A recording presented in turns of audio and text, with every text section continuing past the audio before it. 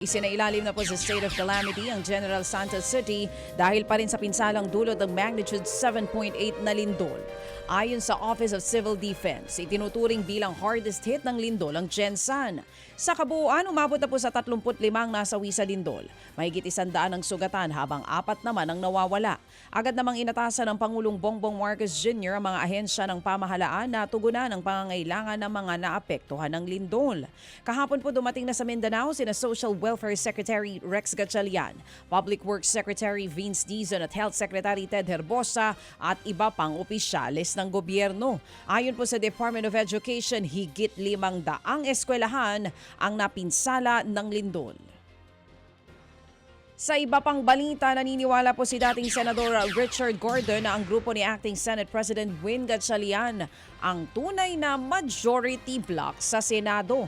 Patuloy nga pong hidwaan ng Gatchalian bloc sa grupo ni na Senator Alan Peter Cayetano na naninindigan din na sila ang Senate majority at siya pa rin ang Senate President. Ang giit ni Gordon, walang masama kung mag-uusap na lamang ang dalawa katulad nga ng inaalok ni Cayetano.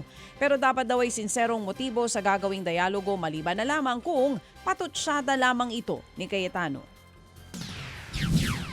They can go to the Supreme Court pero if you're asking for my personal opinion, wala na si Cayetano. He's out because the new majority has taken over. At alam mo, ang gulo dyan kasi, pinipilit nila yung 13. You cannot get 13 because kulang talaga yung 24. Yan nga po ang tining ni dating Senador Richard Gordon. Samantala, nakakulong na po sa Bulacan Provincial Jail sa Malolos si Curly Discaya. May suot na armed support ang kontratista nang lumabas mula sa Senate Detention Facility.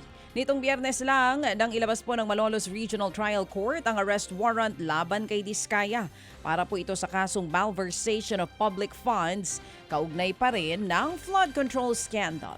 Ang giit po ni Discaya, marami pa siyang handang ikanta na mga sangkot din daw sa anomalya.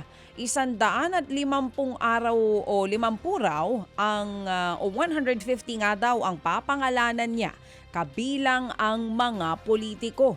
Naalala daw niya ang mga taong sangkot nung nakulong siya ng ilang buwan sa Senado.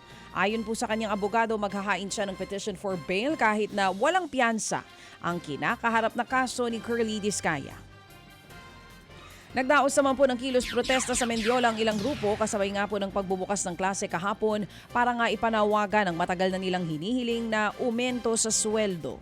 Ayon po sa grupong Teachers Dignity Coalition, 15,000 pesos ang hiling nilang aumento sa gobyerno.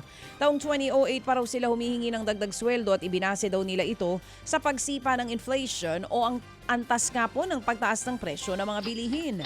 Yun nga lang, kakailanganin po ng 210 billion pesos kada taon para matugunan ang hinihinging aumento ng mga guro.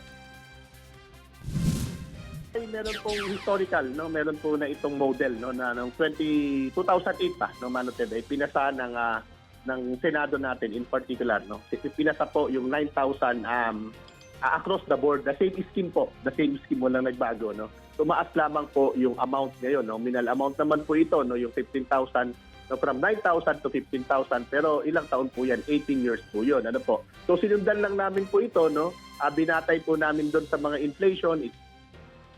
Mga kapatid, para sa iba pang mga balita at impormasyon, sundan niyo po kami sa X, Instagram, Facebook at syempre sa TikTok, True Network PH. Mag-subscribe din po kayo sa aming YouTube channel, True Network. May website din po tayo, truenetwork.ph at pwede niyo rin po kaming mapanood sa Channel 19 ng aming True FM TV. Lagi pa rin makinig sa radyo dito po sa 105.9 True FM dahil dito, laging true sa'yo, kapatid. Dito tayo sa totoo, tunay at tapat.